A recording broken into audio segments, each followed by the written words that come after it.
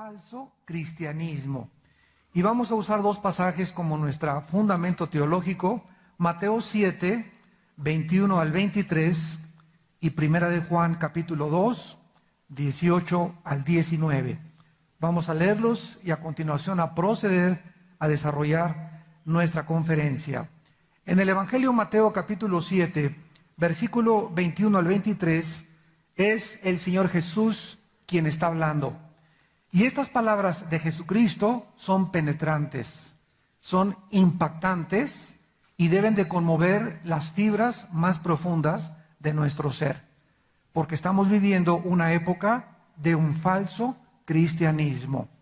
Jesús dice: no todo el que me dice Señor, Señor, entrará en el reino de los cielos, sino el que hace la voluntad, el que hace la voluntad de mi Padre que está en los cielos. Muchos me dirán en aquel día. ¿En cuál día? Cuando nos presentemos delante de Él. Señor, Señor, ¿no predicamos en tu nombre? O sea, profetizar es predicar. ¿No predicamos en tu nombre? Yo era predicador. Muchos van a decir: yo era pastor, o yo era misionero, o yo di estudios bíblicos, y en tu nombre eché fuera demonios. Yo tenía, y los demonios, cuando yo los quise echar, se salieron, Señor. Y además en tu nombre también, en tu nombre, cuando hacía milagros, decía yo: es para la gloria de Jesús los milagros que está haciendo Dios a través de mi vida. Y entonces les declararé: nunca los conocí. O sea, ¿quiénes son ustedes? ¿De dónde salieron? ¿Quién los invocó?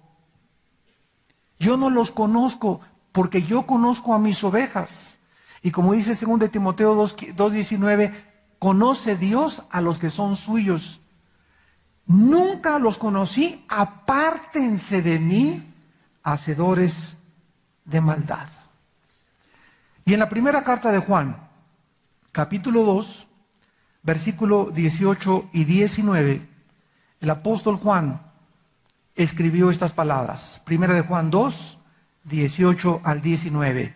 Hijitos, ya es el último tiempo, y según vosotros oísteis que el anticristo viene, así ahora han surgido muchos anticristos. Acuérdense que la palabra anticristo significa dos cosas.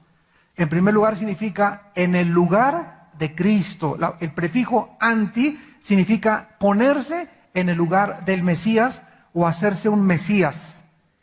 Y en segundo lugar, significa en contra de Cristo. Porque Jesús dijo: el que no recoge conmigo, desparrama.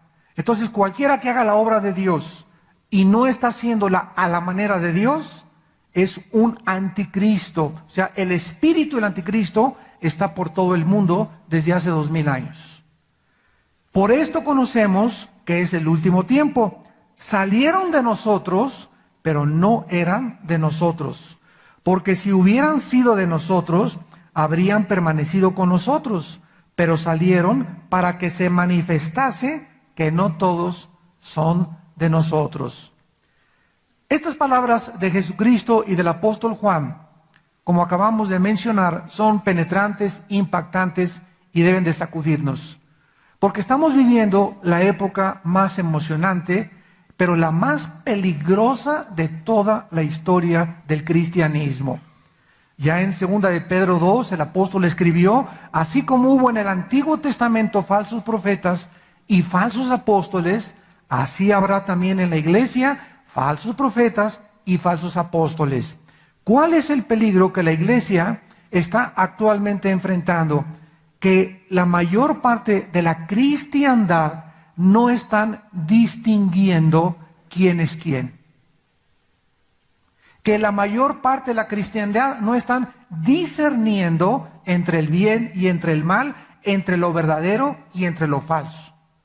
Así como te pueden llegar ahorita con una piedra que parece un diamante, decirte: te vendo este diamante en $10,000, y tú lo comparas con otro diamante y aparentemente los dos son iguales. Ahorita en Estados Unidos, ¿verdad?, hay mucho de moda, muchos hombres están poniendo aquí un diamantito en la oreja. Y tú no puedes saber si ese diamantito que traen en la oreja es real o no es real.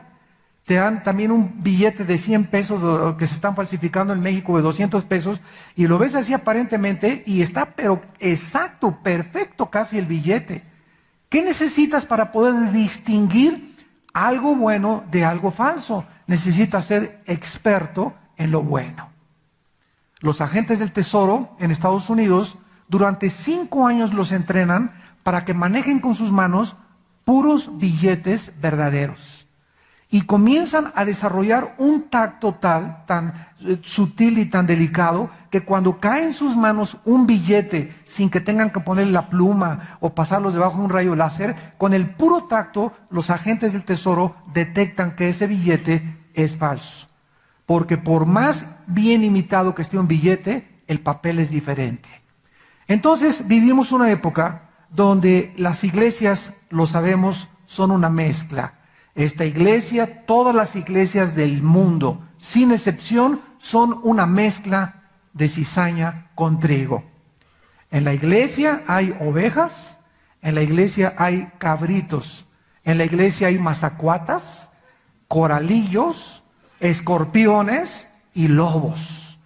Así que no creas que en la iglesia a la que tú asistes, inclusive esta y cualquier otra iglesia en el mundo, todos son San Anselmo y San Crisóstomo. Porque Cristo nos enseñó claramente, por ejemplo, en la parábola del sembrador, en el capítulo 13 del Evangelio de Mateo, los discípulos, al escuchar esto en el versículo 24, Jesús se quedaron sorprendidos, porque Jesús les contó esta parábola para ilustrar lo que es la iglesia. El reino de los cielos es semejante a un hombre que sembró buena semilla en el campo, pero mientras dormían, los hombres, vino su enemigo y sembró cizaña entre el trigo. Y se fue. Cuando salió la hierba, dio fruto y apareció también la cizaña. Vinieron los siervos y le dijeron, ¿qué no sembraste buena semilla? ¿De dónde? ¿De dónde aparecieron las mazacuatas? ¿De dónde aparecieron tanto coralillo? ¿De dónde comienzan a surgir hermanos que se decían hermanos y que están haciendo lo que están haciendo? ¿Qué acaso no todos en la iglesia deben de portarse bien y ser fiel a su esposa y ser honestos, etcétera, etcétera? ¿De dónde salió todo esto? Él les dijo, no lo arranquen, no sea que también arranquen juntamente la cizaña con el trigo. Déjenlo crecer hasta el tiempo de la siega. Y yo diría a los segadores, recojan primero la cizaña, échenle en manojos y quémanla, pero recojan el trigo y pónganlo en mi granero. En esta parábola Cristo nos muestra que el bien y el mal van a crecer juntos en el mundo. Dentro de la iglesia van a haber las ovejas y van a haber los cabritos y los lobos. En todas, repito, las iglesias. Cristo Jesús tuvo entre sus 12 hombres, ¿a quién? ¿Todos eran San Crisóstomo? No, el traidor. Aquel que iba a apuñalar por detrás a Jesucristo estaba tan bien camuflajeado y tan bien disfrazado que era casi idéntico al papel verdadero, pero era falso. Y ese hombre, al final, los discípulos no sabían ni siquiera, ni se imaginaban que Judas Iscariote era el que iba a traicionar al Hijo de Dios. Entonces, si Cristo permitió este hombre dentro de sus filas, fue para enseñarnos a nosotros también que estamos infiltrados. Y que no nos debe sorprender porque salieron de nosotros, de nuestras filas, pero no eran de nosotros. Esto no significa que una persona que sale de una iglesia y se va a otra iglesia ya no es cristiano. No está hablando de esto. Salieron del cristianismo, pero no son ya de nosotros. En otras palabras, como lo vamos a ver, vamos a aprender a distinguir la verdad de la mentira. Muy bien, vamos a ver en primer lugar que en la Biblia se nos muestra claramente que hay un arrepentimiento que no es real. El rey Saúl fue ungido por Dios, aunque en el Antiguo Testamento la persona ungida no significaba que era salvada. Por ejemplo, el rey Ciro de Persia le llama en Isaías Dios, mi ungido, Ciro el rey de Persia. La palabra ungido significa escogido por Dios. Y Dios escogía vasos como los reyes, como Nabucodonosor, para que atacara a Israel, pero no significa que eran salvados. En el Nuevo Testamento, ya los que estamos ungidos es una vez y para siempre con el Espíritu Santo e implica la salvación. Porque el Espíritu Santo en el Antiguo Testamento no moraba dentro de los hombres como en el Nuevo Testamento. Saúl era un hombre que Dios escogió y al principio hasta profetizaba. Y Saúl entre los hombres comenzó a profetizar, pero cuando comenzaron los celos y la envidia y la amargura, el resentimiento de no perdonar, comenzó a inundar el corazón de Saúl y se levantó en enemigo de Dios al comenzar a perseguir al ungido de Dios, que era el rey David. Tenemos el ejemplo también de Herodes. Herodes era un rey que le encantaba ir a la iglesia el domingo. Le encantaba escuchar, predicar a Juan el Bautista. Y cuando Juan el Bautista predicaba, por favor tráiganlo y que me dé una conferencia, quiero estudiar estudio bíblico. Me encanta oír la palabra de Dios de Juan el Bautista. Cualquiera podría decir, bueno, Herodes ya se convirtió. Sin embargo, ¿qué pasó? Cuando el día de su cumpleaños le pasan por ahí a una muchacha, su sobrina, ¿verdad? Bailándole los 7 velos, y este hombre con 3 o 4 de tequila reposado gimador, se puso hasta atrás y quiere esa muchacha, y entonces le dice la esposa, ¿verdad? Pues la amante mata al Bautista y córtale la cabeza y tendrás a mi hija. ¿Y qué hizo Herodes? Pues se fue, ¿verdad?, detrás de esta mujer. Judas Iscariote, ya lo vimos claramente, durante 3 años desayunó con Cristo, caminó con Cristo, viajó con Cristo, comió con Cristo, cenó con Cristo, durante 3 años y medio, y finalmente nunca en su corazón se decidió seguir a Cristo. O sea, ¿por qué Judas se unió al grupo de Cristo? Porque estaba tratando de obtener de Cristo un beneficio. Jesús dijo, pues si eres el rey de los judíos, cuando lo hagan rey, a mí me hace secretario de gobernación. O cuando a mí me hagan rey, ¿verdad?, me hace el ministro secretario de Hacienda. O sea, los motivos eran el dinero. La raíz de todos los males es el amor al dinero. Y finalmente Judas traiciona a Jesucristo. En la segunda carta a los Corintios, capítulo 7, segunda de Corintios, capítulo 7, versículos del 9 al 10, la Biblia nos explica la diferencia entre el remordimiento y el arrepentimiento. Porque la Biblia dice que Judas se arrepintió, ¿verdad? Han leído ese versículo. Sin embargo, esa palabra significa le remordió la conciencia nada más. Como muchas personas que mató a su familia y mató a su esposa y a sus hijos, y arrepentido se voló la tapa craneana de los sesos. Bueno, si hubiera estado arrepentido, no se hubiera suicidado. Porque tanto Judas como Pedro, los dos, cometieron el pecado de alta traición. Judas traiciona a Cristo, Pedro lo niega. Los dos eran culpables delante de Dios. ¿Qué fue la diferencia entre Judas y el apóstol Pedro? Que si Judas se hubiera arrepentido según Dios, como lo vamos a ver, no se hubiera suicidado, porque hubiera creído que hay perdón en la sangre de Cristo. Y las monedas no las hubiera arrojado en los pies de los sacerdotes.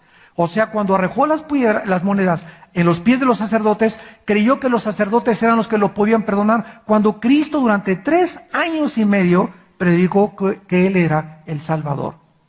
Pero Pedro, al contrario de Judas, y pecó igual que Judas, lloró amargamente y se arrepintió de su pecado. Cristo resucita, se le aparece a Pedro, lo restaura y lo nombra, ¿verdad?, aquel que abriría las puertas de la iglesia en Pentecostés.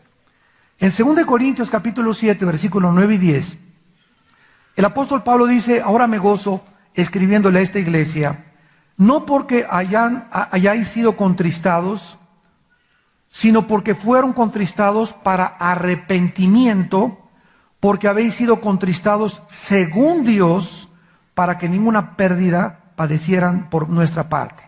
Porque la tristeza que es según Dios, acuérdense aquí la diferencia, hay tristeza que viene de la carne. Hay tristeza y dolor que viene de la carne. Hay una misericordia que no es santa. Hay una humildad que no es santa. Hay una tristeza que no la produce Dios. La produce tu pecado y te dolió lo que hiciste, pero no te dolió según Dios. Tú no estás arrepentido con Dios, sino por lo que te va a pasar y por lo que vas a pagar por lo que hiciste. Pero tú no estás arrepentido, ni tu tristeza es porque hayas ofendido a Dios o porque tengas temor de Dios. La tristeza que es según Dios produce arrepentimiento para salvación. Pero la tristeza de que no hay que arrepentirse, pero la tristeza del mundo produce muerte. Entonces vemos pues que hay dos tipos de tristeza y dos maneras de lamentarse. Hay una persona que llega y me dice su esposa, oiga, pues mi esposo, ¿verdad? Ya anda con la amante, a ver, venga don Pancho, usted anda por ahí en adulterio, pues vamos a tratar con su vida. Sí, hermano, sí, etcétera, etcétera. Ella, mi esposa, me quiere dejar y mis hijos también, y bla, bla, bla. Le decimos en México, lágrimas de cocodrilo. De la boca para afuera. Y cualquiera lo viera, ¿verdad? No, don Pancho estaba así, y compungido, y pobrecito, etcétera, etcétera. Pero pasan 2, 3 semanas y él no ha dejado a su amante. Él sigue con su pecado. Entonces, esa tristeza aparente que tuvo don Pancho no era según Dios. A él no le dolió, Señor, he pecado contra ti, como dijo David en el Salmo 51 y en el Salmo 32. Padre, contra ti he pecado, Señor, he hecho lo malo delante de mis ojos, lávame, purifícame con el hisopo y seré más blanco que la nieve. Ese es el verdadero arrepentimiento. Hay un falso arrepentimiento de acuerdo a la Biblia. Número 2, hay una fe que no es real. Hechos capítulo 8. Hay una fe que no es real. En este pasaje de Hechos capítulo 8, versículo 9 al 13, encontramos a un brujo, a un mago, Hechos capítulo 8, versículo del 9 al 13, que dice en el versículo 9 que se llamaba Simón y ejercía la magia, la brujería en aquella ciudad y engañaba a la gente de Samaria haciéndose pasar por algún grande. O sea, yo tengo muchos poderes.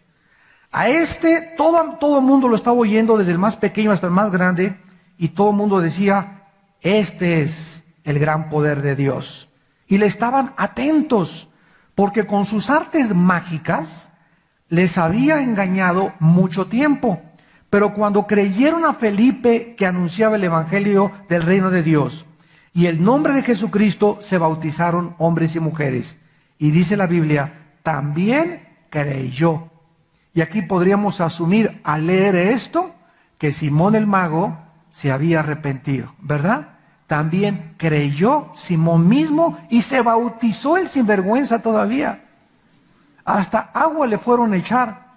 Y estaba además con Felipe, comenzó a seguir a los discípulos, viendo las señales y grandes milagros que se hacían estando atónito. O sea, hizo los ritos del cristianismo, ¿verdad? Me levanto, sí creo en Cristo, me echo agua, me bautizo, etcétera, etcétera, y comienzo a asistir a la iglesia. Todo esto lo hizo Simón el mago, pero Dios conoce el corazón.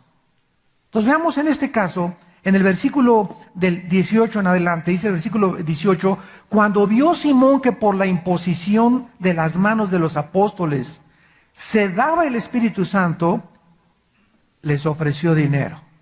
Y recordemos que con Dios no se negocia. ¿Cuántas veces estamos oyendo en la televisión, en mensajes y todo, verdad? Pues haz un pacto con Dios y te va a dar tanto de dinero, o te va a ir bien. O mándame tal dinero y te va a ir bien. Ahora, antes que yo me viniera aquí a México, en la televisión vi a un predicador muy famoso que ahora está vendiendo chales, talides, hebreos, y te dice, cuando tú recibas este talid, si mandas $100, el poder de Dios vendrá sobre tu vida. ¿Saben cómo se llama esto? Se llama brujería. Hay otro que dijo, me voy a quitar, y esto es en la iglesia de las más grandes que hay en Estados Unidos, de personas que son con mucha reputación. Se quitó su saco, muchos dicen, caray, ¿es posible esto? Esto es lo que está pasando. Y la gente se lo está comiendo, lo está tragando, sin distinguir qué es la verdad y la mentira. Se quita el saco este predicador y le dice a una persona, ¿quién cree que el poder de Dios es de mi vida? Yo, y se levanta. A ver, pásele usted para acá, joven, y pasa el muchacho, y se quita el saco el predicador, se lo pone al predicador y le dice, cuando cuentes 3, mi poder te lo voy a transferir a tu vida. 1, 2, 3, y comienza el otro a hacer así, ¿verdad? Parece que traía pulgas dentro de sí, para pantallar de que tenía el Espíritu Santo, y comienza a hacerse así, y todo el mundo, alabado, y se comienzan a tirar al suelo todos. Eso está pasando en las iglesias, y los cristianos, como dice la Biblia, consienten en eso. ¿Por qué? Porque no conocen la palabra de Dios, están siendo engañados. Es al grado al que hemos llegado. Hay una fe, hay un arrepentimiento que no es real, hay una fe que no es real.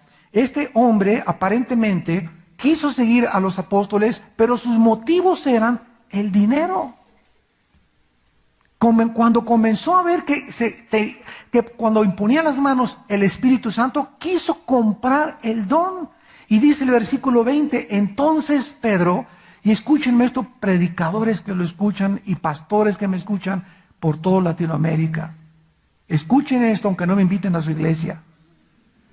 Entonces Pedro le dijo, tu dinero perezca contigo porque has pensado que el don de Dios se obtiene con dinero. Cuidado con ustedes, cuidado hombres de Dios, cuidado cristianos, cuando ustedes quieren con dinero comprar algo de Dios. Pedro y Juan en Hechos capítulo 3 llegaron al templo y le dijeron al ciego, no tenemos oro ni plata, mas lo que tenemos te damos. En el nombre de Jesús Nazaret, párate. No le dijeron, haz un pacto con Dios. O te mando este chalito y póntelo arriba y te vas a comenzar a parar. O te mando este pañuelo que está ungido por el Espíritu Santo, por el Padre, por la Virgen del Socorro y la Macarena. Y te lo pones el pañuelito ungido y aquí está a $10 el pañuelito ungido. O mande $25 y les mando esto a través de la brujería. La brujería ha entrado a la iglesia. Pero ¿cómo puede entrar la brujería a la iglesia? Entra de diferentes formas. En Gálatas capítulo 5, Pablo le dice a la iglesia de Galacia, ¿quién os fascinó? Y la palabra fascinar, búscala, es hechizar. Gálatas 5, versículo 1. La iglesia de Galacia estaba hechizada en el legalismo. Hay iglesias tan legalistas, porque siempre se transmite a través del pastor el espíritu de la gente, que comienzan a enseñar, no pongas árbol de Navidad, no pongas esferas, no hagas esto, no hagas el otro, y ya vamos a celebrar el sábado también, y vamos por aquí, por allá, y comienzan con las cosas legalistas, y comienzan a ponerle cargas a la gente, más pesadas que las que pueden poner, y entonces la gente se vuelve legalista, y los espíritus inmundos entran cuando nosotros violamos la palabra de Dios. Ahora está entrando a través del engaño, los falsos milagros, el espíritu de brujería a las iglesias. Dice en Santiago capítulo 2, versículo 17, Santiago 2, 17, la fe, si no tiene obras, es muerta en sí misma. Y vamos a ver las obras de la fe. Y dice el versículo 19, ¿tú crees que Dios es uno? Yo le podría poner aquí, ¿verdad? Si el diablo no es ateo. Una persona me dijo, yo creo en Dios. Le dije, si el diablo no es ateo, el diablo también cree en Dios. El ateísmo no es el problema. La pregunta es, ¿en qué Dios crees tú? ¿Tú crees en Dios? Dice la Biblia, bien haces. También los demonios creen. Y te ganan porque además tiemblan ante Dios. Cuando Jesús entró a la sinagoga en capítulo 4 de Lucas, ¿quiénes fueron los primeros que lo reconocieron en la sinagoga a Jesús? Los demonios. Sabemos quién eres tú, el Hijo de Dios, y vienes a atormentarnos antes de tiempo. Ellos confesaron que Él era el Hijo de Dios, sabían que Él era el Hijo de Dios. Entonces no basta con decir Jesús es el Hijo de Dios y me persino en el nombre del Padre y del Espíritu Santo y saco mi estampita de Santadeo. No bastan estas cosas para poder llamarse cristiano. Dice el versículo 26, porque como el cuerpo sin espíritu está muerto, la fe sin obras también está muerta. Esta fe es la fe de los demonios.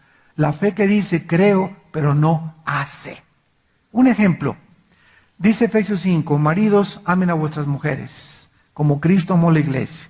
Yo voy a la iglesia, soy diácono, o canto, o no sé, tengo algún puesto, pero en mi vida privada, ¿amo a mi esposa?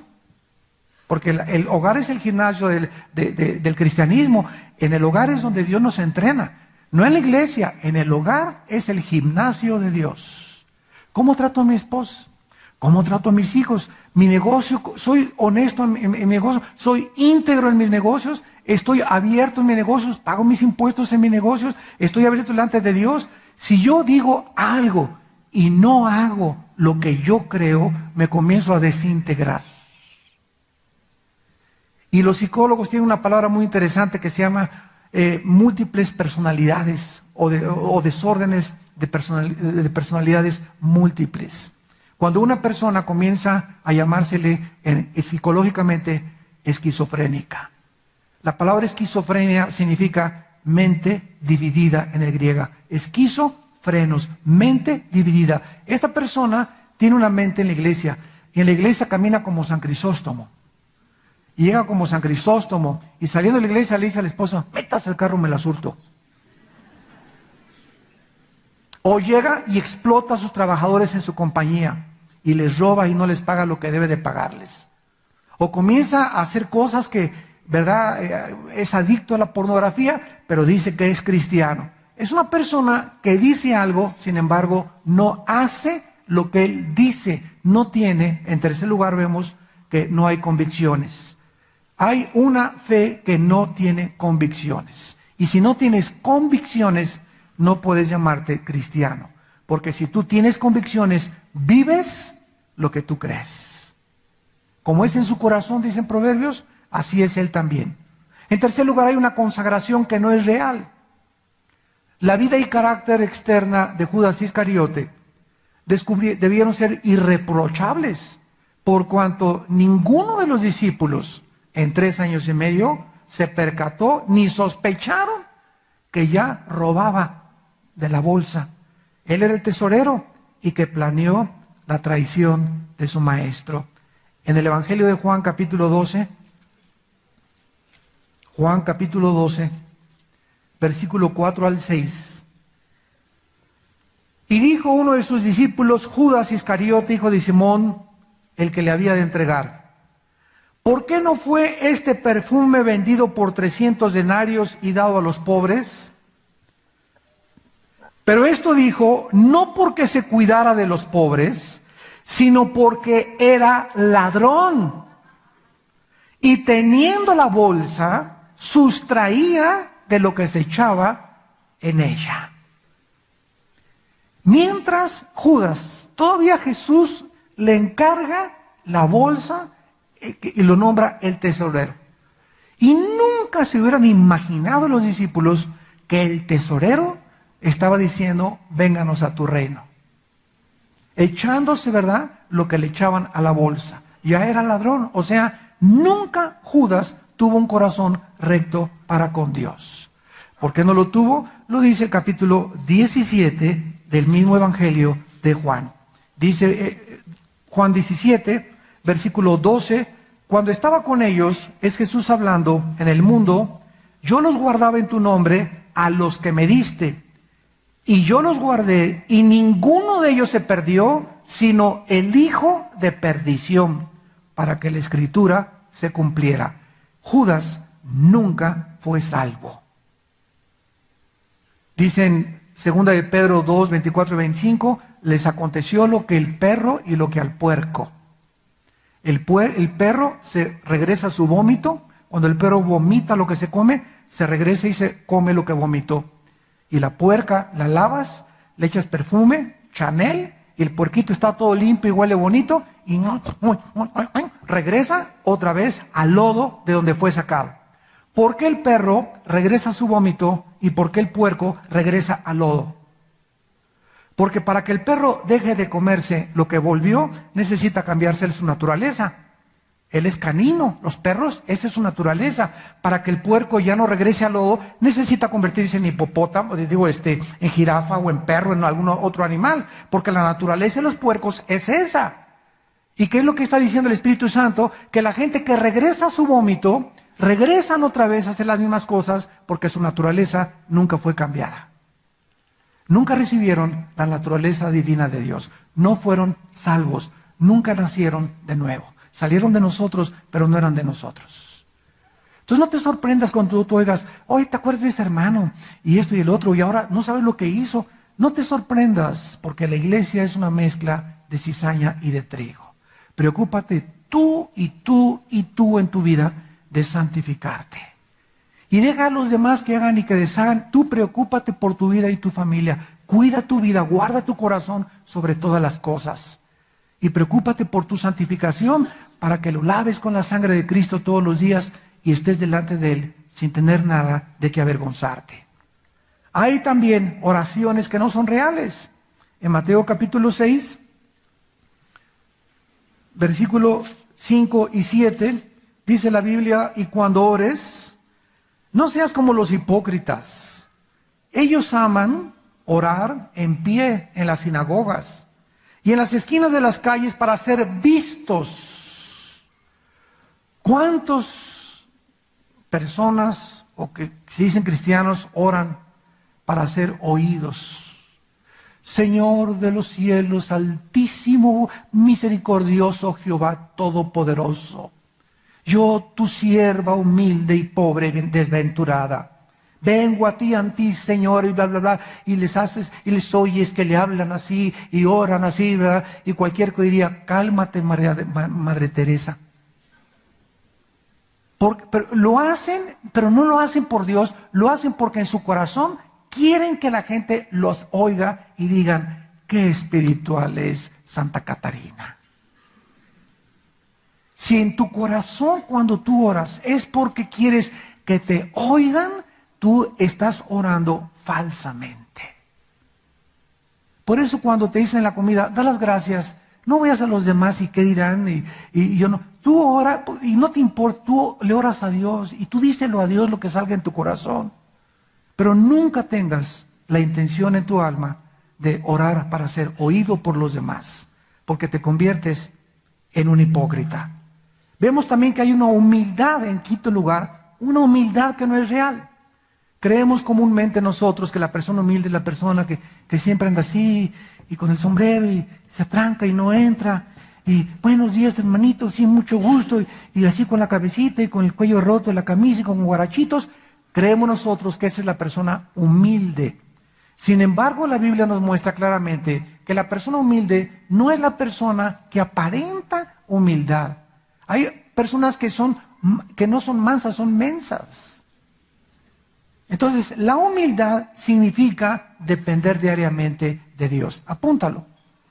La humildad no es la apariencia, sino la dependencia de Dios, lo que manifiesta la verdadera humildad. ¿Qué estamos nosotros diciendo? Hay personas que, vuelvo a repetir, son humildemente orgullosas. Una persona humilde es la persona que sabe que tiene que depender de Dios. Es la persona que se levanta en las mañanas y no se atreve a poner un pie fuera de su casa sin antes haber pasado un tiempo con oración, pidiendo por sus hijos, como Job pedía que no les pasara nada a sus hijos, que los guardara en las fiestas, que los guardara en la discoteca, que los guardara cuando salieran, que me guarde en el trabajo, que me guarde en el metro, que me guarde de secuestros, que me guarde de ataques, etcétera, etcétera, y pasar tiempo con Dios. ¿Por qué una persona humilde hace eso? Porque reconoce que ella no es suficiente para enfrentarse al mundo de lobos. Si aquí en la iglesia hay mazacuatas y coralillos, el mundo está lleno de alacranes y de lobos. Y Jesús los dijo, los envío como ovejas en medio de lobos. Entonces, una persona humilde es la persona que reconoce que depende de Dios. Se acuesta en la noche y regresa con la palabra, comienza a orar, porque sabe su necesidad de Dios. ¿Qué es lo contrario de humildad? Orgullo. ¿Quién es una persona orgullosa? La que se levanta en la mañana y no te necesito ahora. El Señor, sí, ahí en el camino, como a las 11 me acuerdo de ti, un versículo, 2 versículos voy a leer, y así pasan 2 o 3 días. Y esa persona, por su orgullo de creer que ella puede ser padre, puede ser madre, puede ser hijo, puede ser empleado, no necesita a Dios, vive como vive, porque esa persona no cree que necesita a Dios. Esa es la persona orgullosa. Dice la Biblia en Proverbios capítulo 9, versículo 8. ¿Cómo podemos nosotros saber cuando una persona también es humilde y es orgullosa? Dice Proverbios 9, versículo 8. No reprendas al burlador o al escarnecedor para que no te aborrezca. Corrige al sabio y te amará. ¿Cómo puedes saber cuando una persona es humilde? Cuando le exhortas o la disciplinas. Cuando la mandas a la banca. Cuando lo suspendes de sus funciones temporalmente. Ahí te das cuenta en la reacción si la persona es humilde o es orgullosa. La persona orgullosa te va a odiar. Y le dices algo y en 2 semanas no te ha vuelto ni a saludar porque le exhortaste y la regañaste. Cuando las heridas del que te ama son fieles, inoportunos los besos del que te odia. Más vale reprensión manifiesta que amor en oculto. Las personas que te aman te van a decir la verdad y te van a decir lo que necesitas escuchar, pero las personas lisonjeras, las que solamente andan detrás de ti para hacerte la barba, nunca te van a decir la verdad, sino que siempre te van a lisonjear. ¿Por qué? Porque esas personas te odian y solamente andan contigo para saber qué sacan de tu vida. Esta humildad no es de Dios, esta oración no es de Dios, esta consagración no es de Dios, esta fe no es real. Y vamos a ver cómo podemos saber que un cristiano es real o no es real. En 2 Corintios 13, en 2 Corintios capítulo 13, versículo 5, 2 Corintios 13, 5, dice la Biblia: examínense a ustedes mismos si están en la fe. Con todo lo que les he dicho, ¿tu arrepentimiento es real? ¿Es tu fe real? ¿Es tu consagración real? ¿Tu humildad es verdadera delante de Dios?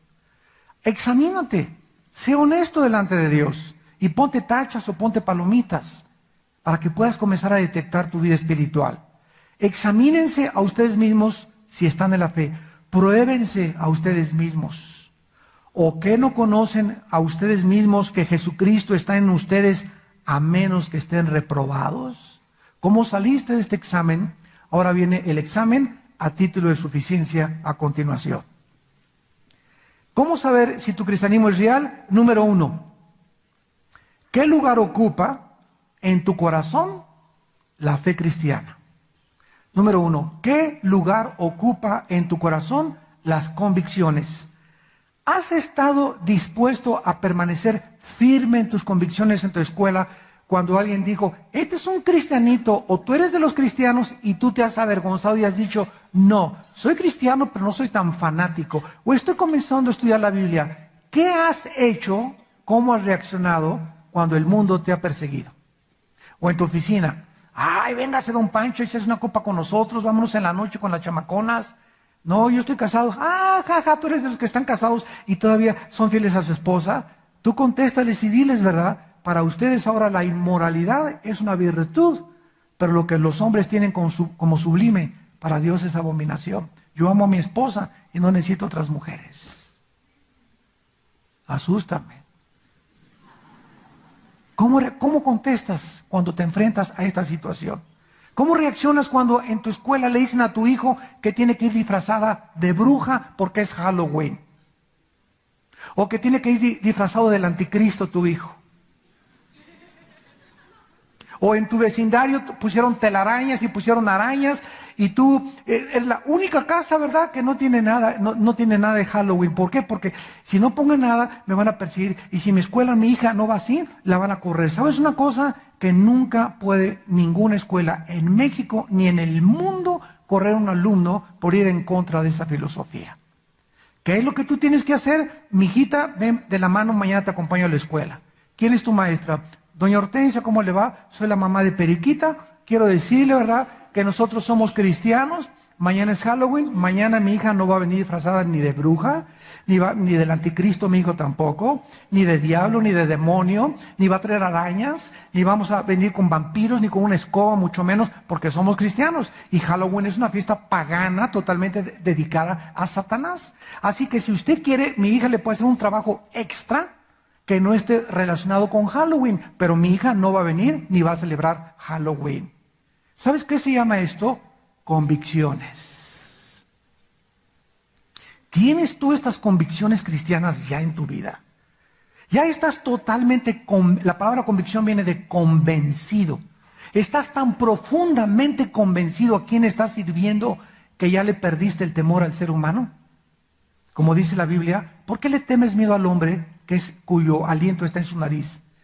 Confiad en Dios y no en el hombre. El hombre no te va a hacer nada. No tengas temor de la maestra, ni del maestro, ni de nadie. Ten temor de Dios. A Él sea vuestro temor siempre en toda tu vida. Dice en Efesios capítulo 5, para respaldar esta convicción, Efesios 5, versículos 6 al 11. Versículos 6 al 11. Nadie los engañe con palabras vanas, porque por estas cosas viene la ira de Dios sobre los hijos de desobediencia. No seáis pues partícipes con ellos, porque en otro tiempo erais tinieblas, mas ahora soy luz. Ahora eres luz. Ahora debes de alumbrar en lugar de meterte a la oscuridad donde la gente está escondida. Ahora hay que prenderles la lámpara y prenderles y decirles, aquí está la luz. Esto que ustedes están haciendo no es correcto. Esta es la luz, esta es la verdad. Para eso Dios nos salvó. Ahora somos luz en el Señor. Anden como hijos de luz. Versículo 10, comprobando lo que es agradable. Versículo 11, y no participen en las obras infructuosas de las tinieblas, sino más bien repréndelas. Tenemos que entender ahora que no podemos participar de las tinieblas, porque dice el dicho de Monterrey, tanto peca el que mata a la vaca como el que estira la pata. Es que, hermano, mi cuñada va a celebrar la primera comunión de mi sobrina y me invitaron a ser la madrina de ramos. ¿Y cómo puedo, si tú te metes a la iglesia, ¿verdad?, a celebrar, y yo no voy a hacer nada, no voy a estar mirando, tanto peca el que mata la vaca como el que estira la pata. El hecho de estar dentro de un culto donde no se le esté rindiendo la gloria de Dios, una iglesia budista, una iglesia mormona, una iglesia como se llame, ¿verdad?, donde no se le está rindiendo culto a Dios, son las tinieblas. Y cuando tú entras a este lugar, tú estás participando con todos y reconociendo que lo que está sucediendo ahí es la verdad. Tú espéralos afuera. Te invitaron a una boda, no vayas al servicio religioso, ve al banquete y no vas a ponerte hasta atrás. Vas al banquete a testificar y a ver a quién ganas para Cristo de toda esa gente que está en tinieblas. Nada nos impide ir a un banquete del mundo, ¿verdad? Pero ¿a qué vamos? Cristo fue a las bodas de Caná. ¿Para ponerse hasta atrás? No, ¿verdad? Él fue para testificar y para darles conocimiento de quién era Él. Fue la primera señal que Él hizo en su ministerio. Entonces, cuando vamos a un lugar de estos, no vamos a hacer las cosas de la gente. No participamos de lo que ellos participan, sino vamos a darles testimonio. Y la persona que se siente contigo en la mesa, a la izquierda, o cuando te pares, ¿verdad?, al mesero, al que sea, habla de Cristo. ¿Qué lugar ocupan las convicciones en tu corazón? Dice en Gálatas 1:10, fuimos llamados no solo a creer, sino a padecer por causa de su nombre. Entonces no te crees que seguir a Cristo es fácil. Te vas a poner en contra de mucha gente. Vas a ir en contra de tu familia, vas a ir en contra de tus amigos, pero tienes que demostrar convicciones. Y si no las tienes, ¿dónde está tu cristianismo? ¿O qué quieres ser mejor que tu maestro? En segundo lugar, ¿qué sentimientos tienes hacia el pecado? ¿Puedes ver al pecado como Dios lo ve? Como la causa de todo el sufrimiento que existe y de la muerte de su Hijo Jesucristo en el Calvario. La paga del pecado es la muerte. Una de las cosas que más me han impactado acerca del pecado, amados santos, es cuando leí hace muchos años Josué capítulo 7. En este capítulo 7 de Josué, Josué asalta una ciudad que se llama Ahí, y de repente, con muy poquitos hombres creyendo, él después de la victoria de Jericó en el capítulo 6, que Dios estaba con ellos, los comienzan a diezmar y a devastar. Y Josué comienza a orar: Señor, ¿qué pasó? Tú nos has prometido que vamos a estar con nosotros, que ninguna arma forjada contra nosotros va a prosperar, que la justicia está a nuestro lado. ¿Por qué, Señor, nos estás fallando? Y Dios le contesta a Josué: ¿sabes una cosa, Josué? Hay pecado en el campamento. Hay pecado, no dijo en la casa de una familia. El pecado, dijo, se ha extendido en el campamento. Síganme con mucho cuidado. Encuentra, le dijo Dios a Josué, es la responsabilidad de los líderes, encuentra a la persona por la cual la maldición puede caer sobre todos ustedes. Por uno puede caer la maldición a todo el campamento. Total que hubo una serie de procedimientos y Josué descubre una familia con un hijo llamado Acán, que había robado, cuando asaltaron Babilonia y conquistaron Babilonia, un manto babilónico y oro y quién sabe qué cosas, y las escondió debajo de su casa. Y la familia consintió en que escondiera, y no lo delataron. No lo delataron.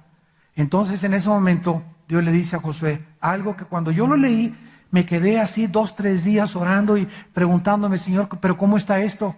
Saca a ese perverso y ejecútenlo. Ha perdido el derecho de seguir viviendo.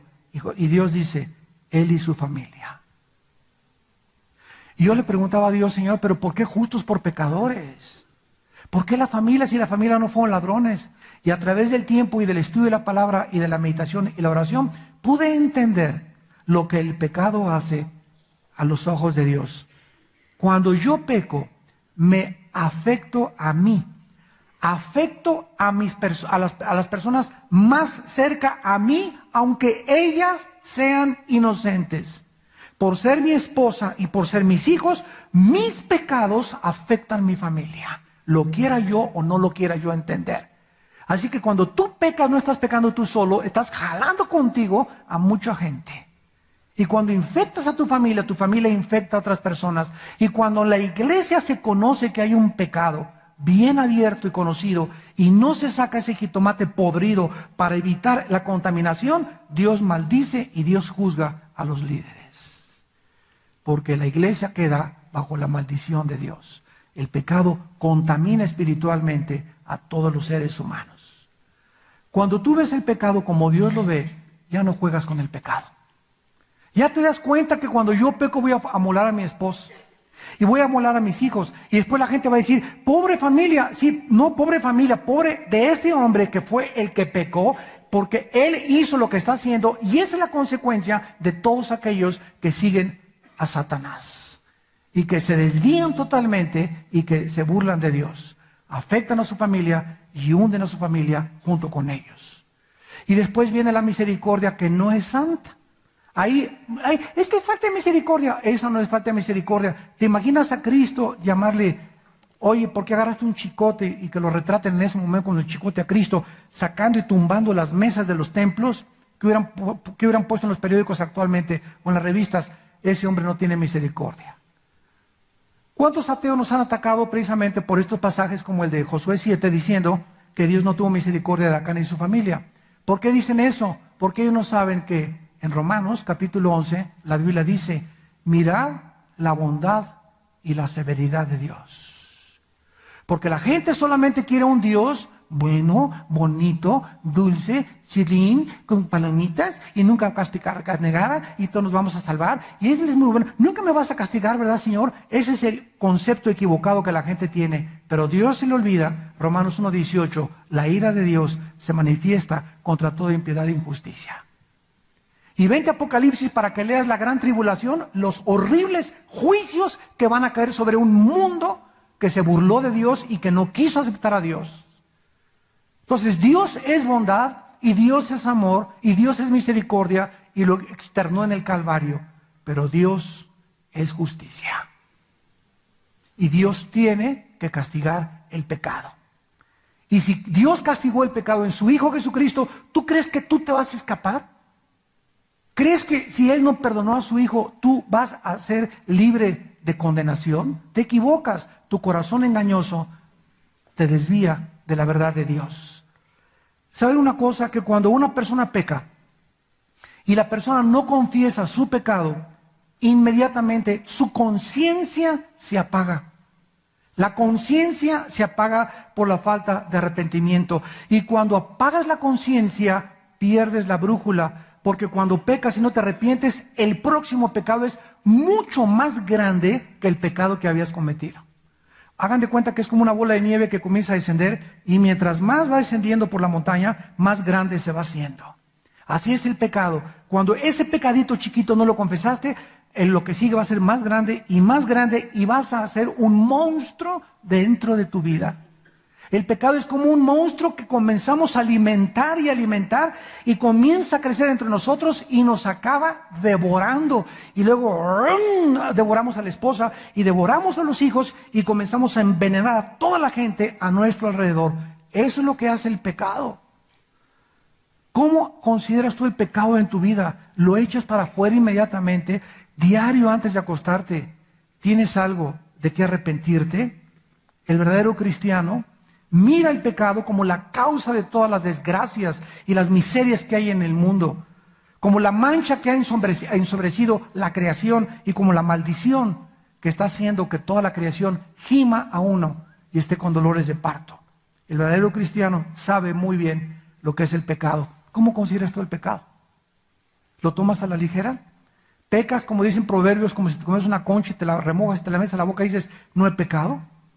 ¿Ves una película pornográfica como nada y después de ver la pornografía no hay algo que te ponga, que te tire al suelo a llorar? Señor, yo no quiero seguir, esas imágenes me van a seguir llegando y va a manchar mi matrimonio, y honroso sea el matrimonio sin mancilla, sin mancha, pero a los adúlteros y a los fornicarios Dios los va a juzgar. ¿Cómo puede bendecir Dios tu casa y tu matrimonio si hay pornografía en tu mente y en tu corazón? ¿Cómo reaccionas ante estos pecados? ¿Te duelen? ¿Lloras? Señor, ya no aguanto. Pastores, oren por favor por mi vida. Yo no quiero seguir en esta vida ya de desgracia y infectándome, pero me doy cuenta que soy adicto a esto y soy adicto a aquello. Y para eso es la iglesia, para poder ayudarlos como un hospital a los enfermos. Y Jesús vino por los enfermos. Pero no tomes el pecado a la ligera. No te burles de Dios, ni creas que porque tú sigues pecando y no te pasa nada, Dios no te ha tomado en cuenta. Dios conoce perfectamente bien a sus ovejas y conoce nuestras obras. En tercer lugar, ¿qué sentimientos tienes hacia Cristo? Número 3, ¿qué sentimientos tienes hacia Cristo? ¿Cristo es solamente tu Salvador o también es tu Señor? Porque Cristo es mi Salvador. ¿Saben lo que significa la palabra Señor? En el hebreo Adonai, en el griego Kurios, significa amo absoluto. Miren de dónde viene esta palabra en el hebreo y en el griego. Los romanos, cuando tenían un esclavo, agarraban al esclavo y le pegaban la oreja a una madera y con un clavo le traspasaban, le hacían un hoyo, le perforaban la oreja, porque eso denotaba inmediatamente, cualquier persona que viera a una persona con la oreja perforada, era un esclavo. Muy bien, ese esclavo va a venir a mi casa, había amos buenos y había amos malos, como un sirviente, como un doméstico a mi casa. Y venía la persona a trabajar a casa del amo, y el amo, que era bueno, ¿verdad?, le decía a la persona, bueno, te voy a tratar bien, como los cristianos debemos tratar bien, ¿verdad?, a las personas que trabajan con nosotros. Entonces, esa persona que era esclava, el momento en que se casara, la esposa también era del amo. No significa que él iba a tener relaciones con ella o que se le iba a quitar, no, sino que era propiedad del amo. O sea, el amo podía hacer con ella lo que quisiera sin tocarla. Y cuando nacieron los hijos de esa pareja de esclavos, los hijos también eran del amo. O sea, el esclavo no tenía absolutamente nada. Y esta es la idea que Pablo dice cuando él habla, Pablo, siervo de Jesucristo. La palabra siervo, doulos, en el griego significa esclavo, sin tener derecho a nada. Cuando venimos a Cristo, Él nos salvó, pero venimos como sus esclavos. Padre, ahora mi esposa es tu esposa. Mis hijos son prestados, son tuyos, Señor. Me los has dejado un poco de tiempo para lo que los eduque, pero te pertenecen a ti. Mi negocio no es mío, Señor. Mi negocio es para producir para tu reino. Tú me das la cualidad y la inteligencia para poder administrarlo, pero todo mi negocio, ¿verdad?, es para ti, Señor. Dame lo suficiente para vivir, pero mi negocio es tuyo. Todo lo que haga, Señor, de palabra o de obra, todo hacerlo como para el Señor y no para los hombres. ¿Es Cristo tu Señor? ¿Realmente tú te sientes como una persona que le has dicho a Cristo, Señor, mi esposa, mis hijos, lo que tengo es mío? ¿Cómo puedes tú demostrar esto? ¿Qué sentimientos tienes hacia Él? ¿Qué es lo que haces que realmente demuestres que Cristo es tu Salvador? Cuando tú le robas a Dios, por ejemplo, a Cristo, ¿qué es lo que estás haciendo? No es que este dinero como Ananías y Zafira. Ananías y Zafira fue un matrimonio que se pusieron de acuerdo para traicionar a la iglesia donde ellos pertenecían. Y mintieron al Espíritu Santo y cayeron muertos, y el temor vino sobre todos cuando Dios vio que Dios estaba del lado de la iglesia y no conoce matrimonio impío. Y eso es lo que hace Dios siempre. Dios trae los juicios para que nosotros sepamos con quién está Dios. ¿De qué lado estás tú? ¿Del lado de las tinieblas o del lado de la verdad? En cuarto lugar, ¿qué fruto hay en tu vida? El fruto del Espíritu es amor, gozo, paz, benignidad, paciencia, longanimidad, dominio propio, etcétera, etcétera. Hace una semana estaba leyendo Filipenses 4, 6 y 7. Esto es precioso. Y dice así: por nada estén afanados.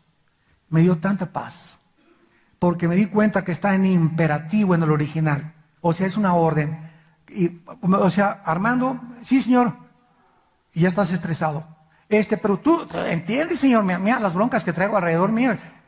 Que tú no te puedes afanar. Por nada quiero, por nada, no puede haber ninguna circunstancia en tu vida que te afane. Sino que cuando comiences a tu corazón a hacer así, y tus pensamientos, y mañana si me muero, ¿qué pasará? Y si muero sin el seguro social, ¿qué pasará? Y si me corren de mi trabajo, ¿qué pasará? Cuando comiences a tener pensamientos y tu corazón se comienza a alterar por ellos, quiero decirte una cosa, lo entendí perfectamente bien, esto es precioso. Tú no tienes el poder de controlar ni tu imaginación ni tu corazón. Y esto lo descubrí porque yo muchas veces me he levantado a las 5:30, 6 de la mañana que me levanto, y antes de levantarme ya comienzo, ¿verdad?, con temores, y esto y el otro, y mi esposa, y mis hijos, y las iglesias, y estoy ahí en la cama con una bola de temores, con una bola de pensamientos negativos, bombardeándome, ¿verdad?, que ni me quiero poner la almohada, ¿verdad?, o tomarme 5 chochos y no volver a levantarme, ¿verdad? O Señor Padre, ven por nosotros en ese momento. O otros que hacen, ¿verdad?, recurren a un trago de whisky o una droga, pero nos sentimos enjaulados muchas veces, y es lo que se llama la depresión, ¿no es verdad? Entonces, leyendo una mañana este versículo, este pasaje, me olvido de todo y agarro la Biblia, me siento en mi cama, comienzo a leer y a memorizar el Salmo 37 y comienzo a entender lo que Dios me dice. Cuando hice contacto con la palabra de Dios, mis pensamientos y lo que había en mi corazón se comenzaron a aplacar. Quité mi mente de todas las cosas que podía suponer que podían suceder y me concentré en la palabra de Dios. Y al concentrarme en la palabra de Dios, descubrí que solo la palabra de Dios tiene el poder